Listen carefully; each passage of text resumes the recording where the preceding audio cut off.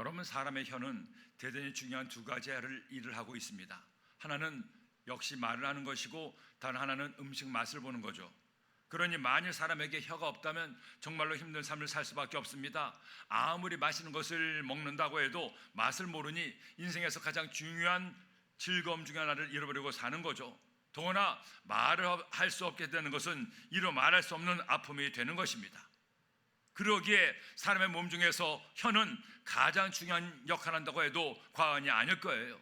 바로 이런 혀를 어떻게 사용하느냐에 따라서 그 사람이 어떻게 살게 되느냐가 결정이 될 수가 있기 때문입니다. 그러기에 사도 야고보는 사람의 혀를 배의 키로 비유하고 있습니다. 아무리 큰 배도 작은 키로 움직이는 것처럼 사람의 인생도 그 혀에 따라 움직여진다는 것입니다. 내가 어떻게 혀를 가지고 말하느냐에 따라서 그 운명이 결정될 수가 있다는 거죠. 그러므로 여러분, 말의 중요성은 아무리 강조도 지나치지 않습니다. 그 사람의 말이 그 사람의 삶을 만들기 때문입니다. 그가 어떤 말을 하느냐에 따라서 그의 삶의 방향이 결정될 수가 있다는 겁니다.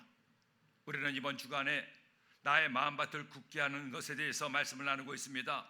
죄가 우리의 마음밭을 묵은 땅이 되게 합니다. 욕심이 우리의 마음을 딱딱하게 굳게 만들어요. 게으름이, 미움이 우리의 마음밭을 고속도로처럼 굳게 만들게 된다는 겁니다. 그리고 여기 또 하나 빼놓을 수 없는 요소가 바로 말이라는 거죠. 사람이 굳은 혀로 굳은 말을 할 때 그 사람의 마음도 딱딱하게 굳어지게 된다는 겁니다. 더구나 이 굳은 혀의 말을 하는 본인도 마음을 굳게 만들 뿐 아니라 듣는 상대방의 마음밭도 굳어버리게 하니 여러분, 말이 얼마나 중요하고도 무섭고도 두려운 것이겠습니까? 저 역시 목사로서 목회하면서 시간이 지나면 지날수록 더 깊이 깨닫는 진리 또한 이것입니다.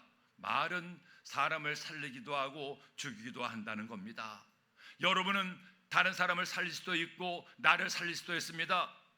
여러분, 다른 사람을 죽일 수도 있고 나를 죽일 수도 있습니다. 무엇을 통해? 자신의 말을 통해서. 그러기에 성경은 오늘 말씀을 통해 이처럼 말씀하죠. 잠언서 15장 1절에 유술한 대답은 분노를 쉬게 하여도 가격한 말은 노를 격동하느니라. 지혜 있는 자의 혀는 지식을 선입에 풀고 미련한 자의 입은 미련한 것을 쏟느니라. 사랑하는 여러분, 하나님은 이번 다니엘 기도를 통해 우리의 묵은 땅을 기경하라고 말씀하고 있습니다. 나의 딱딱하게 굳어버린 마음밭을 부드럽게 만들어서 말씀의 씨가 뿌리 내려지고 줄기를 뻗어 아름다운 열매를 맺는 제자의 삶을 살기를 원하십니다. 그러기 위해서 해야 될 일이 있습니다. 나의 굳은 혀가 풀려야 됩니다. 내 마음도 굳게 만들고 남의 마음도 굳어버리게 하는 굳은 말을 부드러운 말로 바꿔야 됩니다. 나도 죽이고 남도 죽이는 굳은 혀를 나도 살리고 남도 살리는 부드러운 말로 바꿔야 된다는 거예요. 그때 여러분의 굳어버린 마음밭이 새롭게 갈아엎어지고 기경될 수가 있는 것입니다. 그렇다면 우리는 나의 굳은 혀를 어떤 혀로 바꿔야 되겠습니까? 어떤 말을 해야 나도 살고 남도 살고 하나님도 기뻐하게 할 수가 있겠습니까? 첫째로 불평의 혀가 감사의 혀로 바뀌어야 됩니다. 오늘날 현대과학이 발달하면서 이제는 알지 못했던 많은 것들이 새롭게 알려지고 있습니다.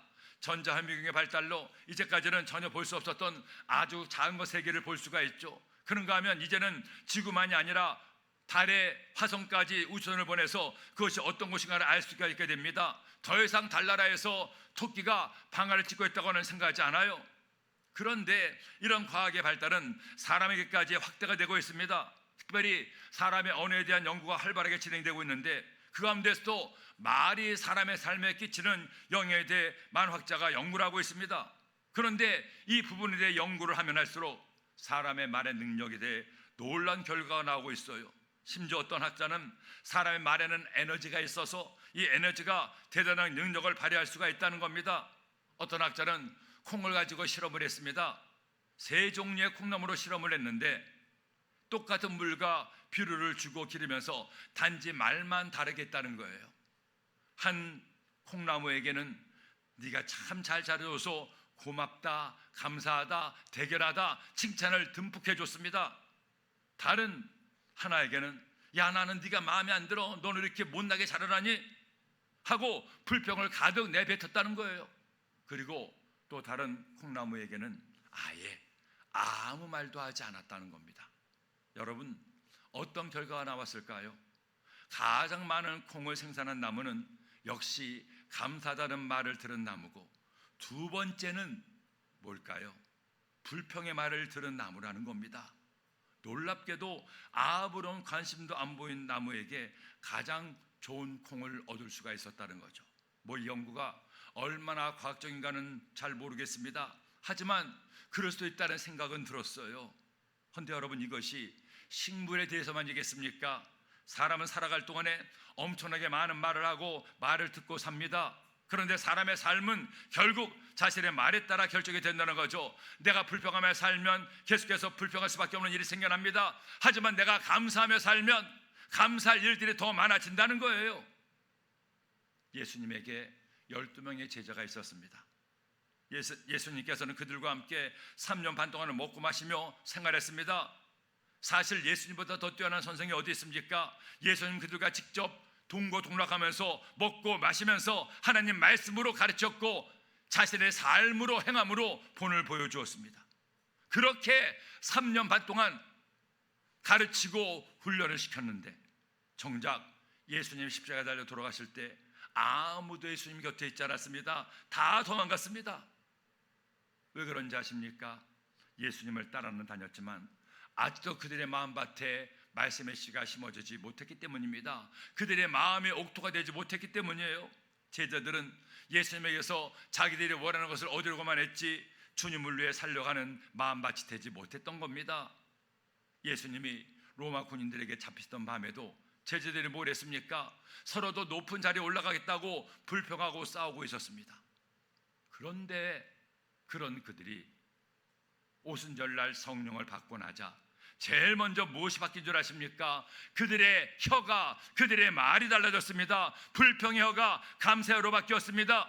원망의 말이 기쁨의 말로 바뀌었습니다. 이전에는 작은 문제만 했어도 원망하고 불평하던 사람들이 이제는 문제를 만나고 고난이 다가와도 오히려 하나님께 감사하며 하나님을 찬송했던 거예요. 오순절날 성령이 임하시고 그들의 말이 바뀌고 언어가 바뀌자 놀라운 부흥이 예루살렘 교회에 일어났습니다. 그러자 그 당시 대시장과 서기관들이 사도들을 붙잡아다가 때리고 온갖 고통을 다 가했습니다. 그때 그들이 어떻게 반응합니까? 사도행전 5장 40절에 보니 그들이 옳게 여겨 사도들을 불러 들여 채찍질하며 예수의 이름으로 말하는 것을 금하며 놓으니 사도들은 그 이름을 위하여 능력받는 일에 합당한 자로 여기심을 기뻐하면서 공의 앞을 떠나니라.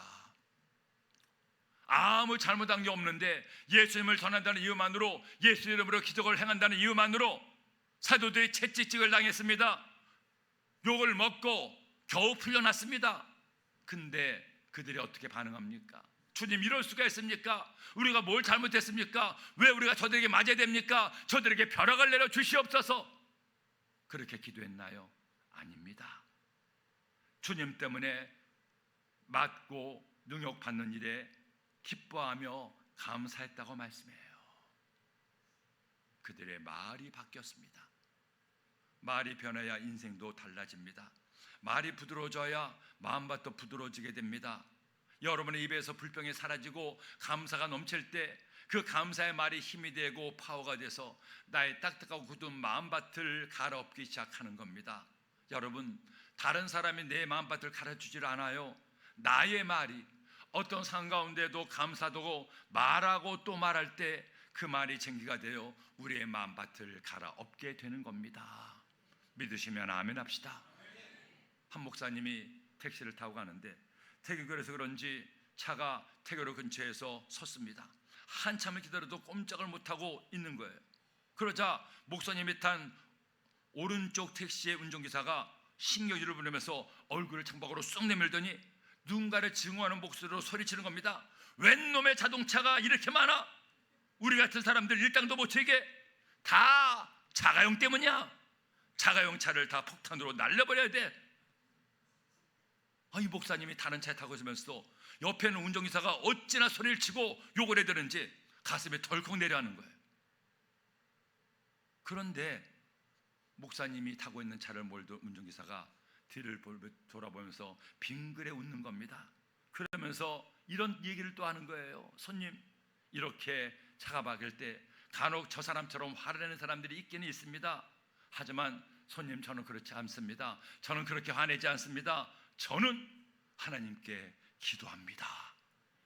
기사 생활하면서 언제 따로 시간 내서 기도할 수 있습니까? 어차피 차는 막힐 때고 신경질 낸다고 차가 빨리 빠질 것도 아니잖아요. 그래서 선생님, 저는 차가 막힐 때 손님이 없으면 기도하고 또 이렇게 손님이 계시면 전도도 하죠. 손님, 그런데 예수님 믿으세요? 이 목사님이 그 기사 말을 듣고 깜짝 놀랐습니다. 아니, 이분이 어떤 말 할까 듣고 싶어서 대답하는 대신 빙그레 웃어줬어요. 그러자 이 기사가 신이 나서 또 전도를 하는 겁니다. 저는요, 운전할 수 있게 하신 하나님께 얼마나 감사한지 몰라요. 보세요, 손님, 돈 벌면서 전도하고 어느 때는 손님들과 이야기하면서 많은 것을 배우기도 하죠. 금년에 우리 딸이 대학원에 입학했습니다. 물어도 안 받는데 예수 믿고 보니 모든 것이 다 감사할 것뿐입니다. 선생님도 예수님 믿으시면 저처럼 감사할 일이 많아진답니다. 저렇게 소리치는 택시기사 말 귀 기울이지 마시고 선생님, 예수 믿으시고 저처럼 행복하게 사세요. 이 목사님이 그렇게 말하는 그분에게 차마 목사라고 말을 못하고 예, 알겠습니다, 이번 주일날 꼭 교회 나가겠습니다 말하고는 택시에서 내려서 자기 교회로 갔다는 거예요. 근데 며칠이 지나도 그 기사의 웃음을 먹은 환한 얼굴이 기억이 나는 겁니다. 기도하다가 문득 그런 생각을 했습니다. 나는 과연 목사로 가면서 그 집사님만큼 감사하다고 말하며 살고 있는가? 감사의 얼굴로 복음을 전하고 있는가? 자신을 돌아보게 되었다는 겁니다. 이래도 한평생, 저래도 한평생입니다. 이왕 예수님 믿는데 우리 감사하며 기뻐하며 웃으며 주님 믿어야 되지 않겠습니까? 이번 다니엘 기도를 통해 여러분의 말을 점검하세요. 과연 나는 어떤 말을 더 많이 하는지, 불평 말을 더 많이 하는지, 감사의 말이 더 많은지. 여러분의 말이 여러분의 인생을 만듭니다. 감사로 제사를 드리는 자가 나를 영화롭게 하나니 그 행위를 옳게 하는 자에게 내가 하나님의 구원을 보이리라. 감사로 하나님의 구원을 이루는 우리 모두가 되기를 예수님의 이름으로 축원합니다. 둘째로, 질책의 혀가 칭찬의 혀로 바꿔야 됩니다. 여러분, 그렇습니다. 나에게 다가오는 많은 일들이 있죠. 성공도 있고 실패도 있습니다. 건강도 있고 질병도 있어요. 복도 다가오고 고난도 닥쳐옵니다. 지갑에 두둑할 때도 있고 돈만 원도 없을 때가 있습니다. 하지만 그럼에도 불구하고 여러분이 어떤 상황에서든지 감사한다면 그 감사가 여러분의 삶을 바꿔놓게 됩니다. 자, 그런데 또 하나의 문제가 있습니다. 나 자신에 대해서 이렇게 날마다 감사한다고 해도 남에게 어떤 말 하느냐가 중요합니다. 나는 다 좋아요. 나는 완벽해요. 그런데 문제는 남입니다. 나는 다 잘하는 것 같은데 다른 사람이 하는 것은 전혀 마음에 들지 않아요.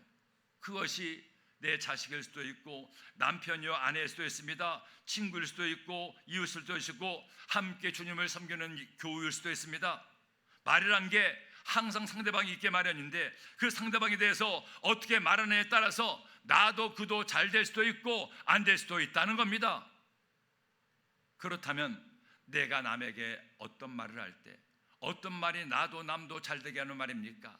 나 자신에 대해서 감사하는 말을 많이 할 뿐 아니라 남에 대해서 어떤 말을 해야 됩니까? 우리는 나의 혀가 굳은 혀가 아니라 부드러운 혀가 되기 위해서는 이렇게 말해야 됩니다. 원망과 불평보다는 감사를, 남에 대해서 질책보다는 칭찬을, 분노보다는 격려의 말을 많이 하는 여러분 되기를 예수님의 이름으로 축원합니다. 우리의 말의 힘과 능력이 얼마나 중요한지를 깨달아 우리는 남에게 좋은 말을 해야 됩니다. 말을 잘해야 됩니다. 예수님은 마태복음 7장 1절에 이처럼 말씀했죠. 비판을 받지 아니하거든 비판하지 말라. 너희가 비판하는 그 비판으로 너희가 비판을 받을 것이요 너희가 헤아리는 그 헤아림으로 너희가 헤아림을 받을 것이니라. 남을 비판하지 말고 남을 칭찬하고 격려할 것을 예수님은 직접 우리에게 이처럼 말씀해 주었습니다. 제가 독일에 있을 때 많은 2세 젊은이들을 만났습니다. 그런데 그들이 독일에 살면서 가장 힘들었던 것 중에 하나는 독일어를 공부하는 것도 아니고 독일 사회에 사는 것도 아니었습니다. 다름 아닌 자신의 부모들 때문에 제일 힘들어했습니다. 그들의 부모님 세대는 한국에서 유교적 교육을 받으며 자라났죠. 그러니 아무리 부모가 잘못해도 부모는 하늘입니다. 부모의 말씀이 맞든 틀리든 부모의 말씀은 하늘의 말씀이니 절대 순종하라고 배웠어요. 저희들 때만 해도 그렇게 배우지 않았습니까? 군사부일체라 임금님과 스승과 부모님은 하나라 절대 순종해야 된다고 배웠습니다. 그런데 독일에서 교육받은 이 세대는 그게 아니에요. 아무리 부모라도 선생이라도 어른이라도 잘못한 것은 잘못한 겁니다. 왜 부모라고 어른이라고 잘한다고 주장하냐는 거죠. 이 세들은 자기들이 하고 싶은 걸 하기를 원하는데 부모는 자신이 보기에 좋은 거 살아라고 요구합니다. 부모는 18살이 아니라 30살이라도 10살이라도 한국 부모는 간섭을 해야 직성이 풀리는 거예요. 이걸 이 세들은 이해를 못하는 겁니다. 더구나 이렇게 자기 마음에 안 드니 부모들은 계속 이 세들에게 잔소리를 했습니다. 끊임없는 질책이 잔소리가 이 세들의 마음에 상처를 많이 폈어요. 그러다 보니 이 세들도 반발합니다. 그러면 또 이번에는 부모가 상처를 받죠. 세상에 내가 독일까지 와서 이 고생을 한 이유가 뭔데, 너 하나 잘 되기 위해서 모든 걸 바라고 온갖 고생을 다 했는데 나를 이렇게 취급하다니, 이럴 수가 있나? 내 인생은 다 헛된 인생이었구나. 자식을 위해 살았지만 자식이 내 마음 몰라주고 저렇게 나를 홀대하니 너무나 비참하다는 겁니다. 부모가 자식에게, 자식이 부모에게 했던 그 상처, 말들이 상처돼서 서로의 가정에 큰 어려움을 안겨주었다는 거예요. 여러분, 오늘 이 말씀을 잘 들으세요. 여러분의 가정이 잘 되려면, 서로가 함께 행복하려면 여러분의 말을 바꿔야 됩니다. 가장 사랑하는 사람에게 가장 좋은 말을 하세요. 질책하지 마세요. 못한다고 나무라지 마세요. 다른 집 아이는 잘하는데 너는 왜 이 모양이냐고 나무라지 마세요. 내 친구 남편은 이렇게 잘하는데 당신은 왜 이 모양이냐고 얘기하지도 마세요. 여러분이 잘못했다고 하면 그는 더 잘못합니다. 더 잘못 나갑니다. 방법을 바꿔야 됩니다. 할 수 있으면 칭찬해 주세요. 마음에 안 들면 숨 한 번 쉬고 참든, 아니면 그 자리를 잠깐 떠나세요. 뭔가 훈계를 하고 싶습니까? 방법이 있습니다. 칭찬을 한 10가지쯤 한 다음에 한 가지 슬쩍 훈계 얘기를 해보세요. 자녀들 마찬가지입니다. 말로 부모를 상처 주지 마세요. 아무리 부모가 잘못해도 자식에게만큼 최고기를 바라는 것이 부모가 아닙니까? 부모는 세상의 그 누구의 칭찬보다도 자녀의 칭찬을 들을 때 가장 행복합니다. 자녀의 말이 부모님을 살리기도 하고 죽이기도 한다는 거예요. 살아갈 동안에 하나님은 여러분의 혀로, 여러분의 말로 다른 사람을 축복하고 다른 사람을 칭찬하고 격려하기를 원합니다. 못한다고, 못났다고 하는 말을 여러분의 입술에서 제거하세요. 그 말은 주님께 기도하며 그를 새롭게 해달라고 기도하시고, 그에게는 칭찬과 격려를 아끼지 마세요. 그 칭찬과 격려가 나도 살고 그도 살리게 하는 겁니다. 심지어 그런 칭찬과 격려는 사람만 살리는 것이 아니라 짐승도 살립니다.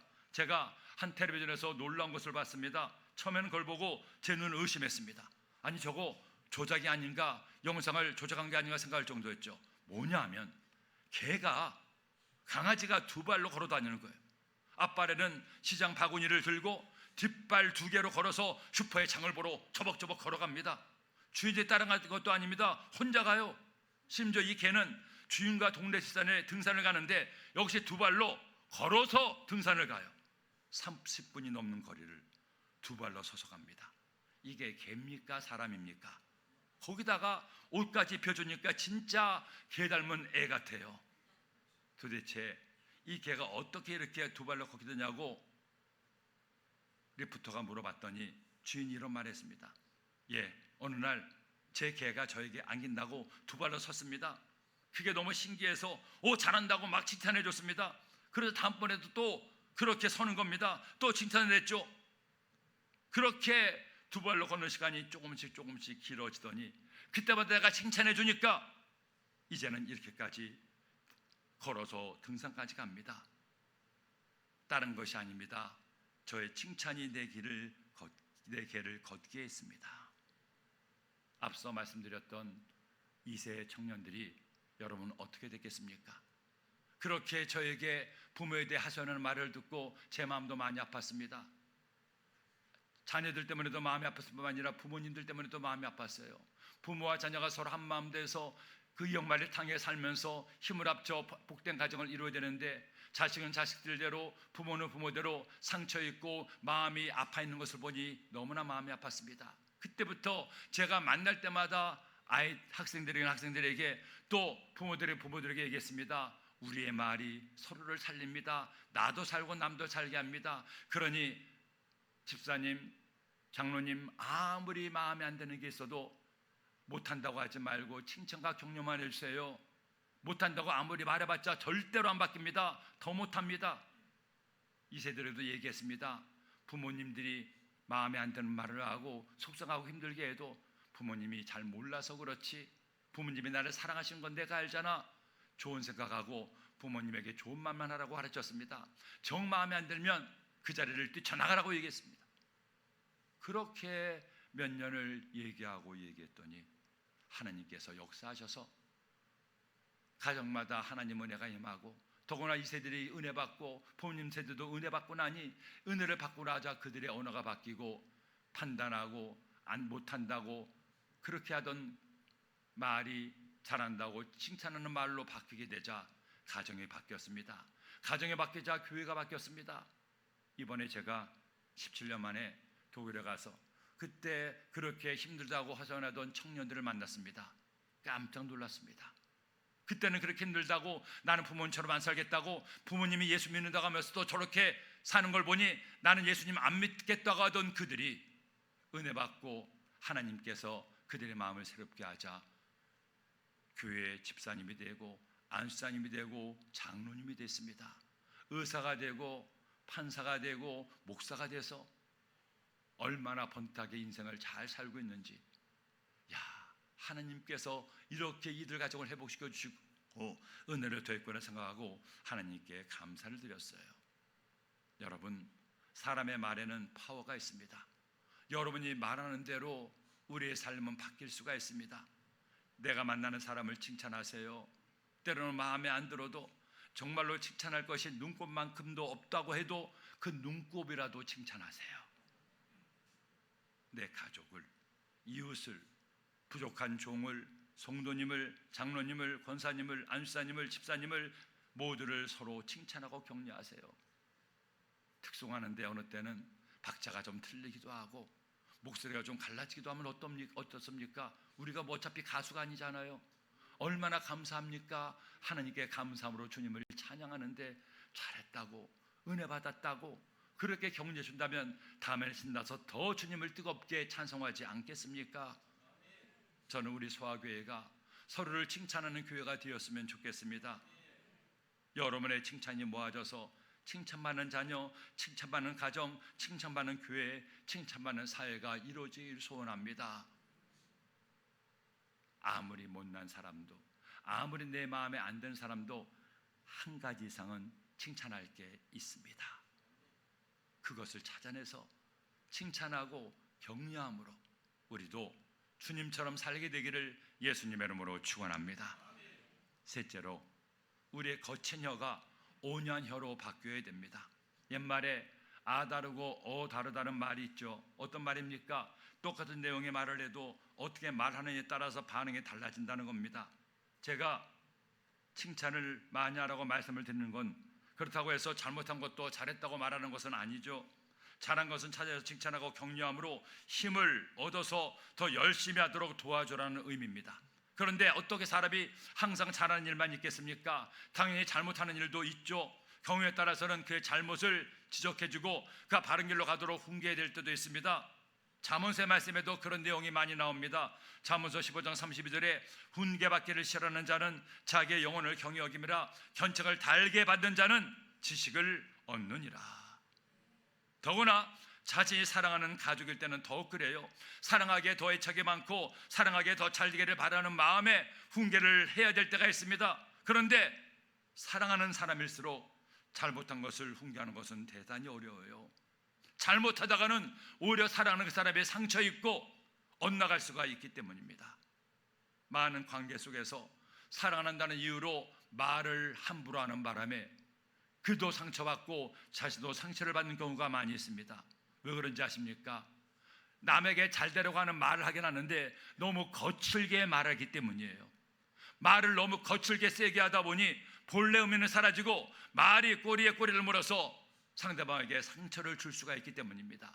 즉, 듣는 사람을 배려하지 않고 그의 마음을 헤아리지 않고 좋은 뜻으로 아무리 훈계한다고 해도 그 말이 거친 말로 훈계한다면 그의 마음을 상하게 할 수가 있다는 겁니다. 그렇게 그의 마음에 상하면 그도 거칠게 반응합니다. 너는 뭐가 잘나내는 거죠? 엄마 아빠는 뭘 그렇게 잘하느냐고 반응합니다. 그러면 또 역시 그렇게 말을 듣는 사람은 더 세게 반응합니다. 오늘날 수많은 가정에서, 교회에서, 이웃에 생기는 수많은 다툼과 오해와 미움과 불신의 99%는 바로 이것이 문제예요. 너무 거칠게 말하는 겁니다. 좋은 의미로 말하는데 거칠게 말하다 보니 그 말이 좋은 의미는 사라지고 오히려 상처를 주게 된다는 거죠. 그러므로 우리는 상대방에게 말할 때 어떻게 말해야 됩니까? 거친 말이 아니라 온유한 말을 해야 됩니다. 오늘 말씀 1절을 보세요. 유순한 대답은 분노를 쉬게 하여도 과격한 말은 노를 격동하느니라. 유순한 대답은 분노를 쉬게 하지만 과격한 말은 노를 격동하느니라. 우리의 마음밭이 부드러워지려면 여러분의 말이 부드러워야 됩니다. 거친 나의 말이 온유한 말로 변해야 됩니다. 마음에 안 든다고 인상 오만상을 찌푸리고 화내도 말해서는 안 돼요. 화내면서 말하면 그 말이 그에게 들립니까? 내가 정말 잘못했네. 저번 저렇게 화내는 거 보니까 내가 잘못했네 하고 용서를 구합니까? 절대로 안 합니다. 내가 뭘 잘못했어? 더 크게 소리쳐요. 그러므로 여러분, 우리가 상대방에게 말을 할 때는 칭찬의 말을 할 뿐 아니라 온유한 말을 해야 됩니다. 그렇게 온유한 말로 그의 마음이 받아들일 수 있는 말을 할 때 그 말이 그에게 도움이 되고 그에게 약이 되어서 그의 삶을 바꿀 수가 있는 겁니다. 여러분, 내가 하는 말들을 곰곰이 생각해 보십시오. 내가 내 가족에게 말을 할 때, 내 이웃에게 말을 할 때 어떤 마음으로 말을 합니까? 우리는 좀 더 부드럽고 온유하게 말해야 됩니다. 남이 상처받지 않도록 그를 배려하는 마음으로 말을 해야 됩니다. 내가 하고 싶다고 다 말을 해서 만일 그가 상처를 입는다면 그가 상처 입는 것은 온전히 나의 회개의 것이 될 수가 있기 때문이에요. 혈은 사람의 몸 중에서 가장 작은 것 중에 하나지만 가장 중요한 것 중에 하나입니다. 그러므로 여러분, 거친 말하지 마세요. 온유한 말을 하세요. 제가 어려서 주의 종이 되어서 많은 일들을 겪었는데 그렇게 살아오면서 저에게 큰 힘이 되고 교훈이 되었던 여러 선생님들을 만날 수가 있었습니다. 그런 선생님들 만날 때마다 정말 나도 저러분처럼 저렇게 살고 저렇게 기도하고 저렇게 믿음의 생활을 해야겠구나 하고 저에게 귀한 선생님 되신 분들이 있습니다. 그런 분 가운데 제가 고등부에서 사역을 할 때 함께 일했던 부장 장로님이 계십니다. 그 장로님은 저희 아버지 뻘 되시고 그 장로님의 큰아들이 저의 1년 선배이기도 했습니다. 그 당시 여의도 교회에서 중책을 맡은 장로님이었습니다. 그 장로님과 함께 6년을 함께 사역을 했는데 제가 그 6년 동안 그분과 함께 사역을 하면서 배운 것이 참 많습니다. 아들뻘 되는 그것도 목사도 아니고 전도사였습니다. 아직 30도 안 된 전도사였는데 그 장로님은 그때 연세가 60이 다 됐죠. 헌데 저를 대할 때마다 한 번도 함부로 대하시거나 반말하신 적이 없습니다. 언제나 전사님 제가 어려워서 아니 장로님 그렇게 하지 마시고 그냥 편하게 말씀하세요. 그러면 무슨 말씀입니까? 주의 종인데 제가 그렇게 하면 안 되죠. 전사님 먼저 올라가시고 먼저 이렇게 하세요. 제가 죄송하다고 느낄 정도로 그렇게 저를 잘 대해 주시는데 얼마나 감사한지요. 뿐만이 아니라 6년 동안 함께 하면서 그분이 화를 내는 것을 한 번도 본 적이 없습니다. 수많은 선생님들을 이끌고 인도하면서 때로는 말씀을 전하실 때도 항상 온유한 얼굴로 웃으면서 말씀을 전하시는데 선생님들도 그분에게 많은 은혜를 받기도 했습니다. 한 번은 선생님들과 함께 바닷가에 수영회를 갔습니다. 그런데 수양에 가서 젊은 선생님들이 야 이때야말로 장로님 한번 물에 빠뜨릴 기회다 하고 여러 명이 달들어서 장로님을 들어서 바닷물에 왕창 빠뜨렸습니다. 근데 빠뜨렸는데 온 옷이 다 젖고 나서 바다에서 나오는데 야 장로님 화나셨겠다, 열받았겠다 저 생각했죠. 그런데 막 웃으면서 환하게 웃으면서 나오시는 거예요. 역시나 본이 되시는 장로님이구나라는 생각을 했던 기억이 지금도 납니다. 그렇게 믿음의 본이 되어서이니 그 당시 그 장로님이 고등부에 계실 때 교회는 크게 부흥되고 하나님들을 경험할 수가 있었습니다. 나도 저 장로님처럼 주님 믿음에 살면서 교회에서 화내지 말고 온유한 마음으로 살아야겠다 하는 마음을 먹었는데, 여러분, 만일 우리가 주님을 닮아 온유하고 겸손한 마음으로 살게 된다면 우리의 삶에 우리 주님의 은혜가 임하지 않겠습니까? 오늘 이 시간 이 말씀으로 우리의 마음밭을 기경합시다. 내물할 수 없으니 성령님께서 내 혀를 부드럽게 풀어달라고 기도하세요. 내가 오늘 말씀처럼만 말해도 우리 인생에 많은 것들이 해결될 수가 있습니다. 불평하거나 원망하지 말고 감사해 봅시다. 화내지 말고 싸우지 말고 온유한 말로 그를 선대하세요. 그리고 판단하지 마거나 못한다고 비난하지 말고 잘한다고 칭찬하고 격려해 주세요. 그렇게 칭찬과 온유와 감사가 우리의 말에 넘쳐날 때 우리의 삶에 주의 은혜가 임하고 여러분의 가정에 주님의 행복의 꽃이 피게 됩니다. 우리의 마음밭을 기경합시다. 우리의 말로 우리의 마음밭을 부드럽게 합시다. 그래서 우리 모두 하나님이 기뻐하시는 믿음과 은총의 열매를 얻게 되기를 예수님의 이름으로 축원합니다.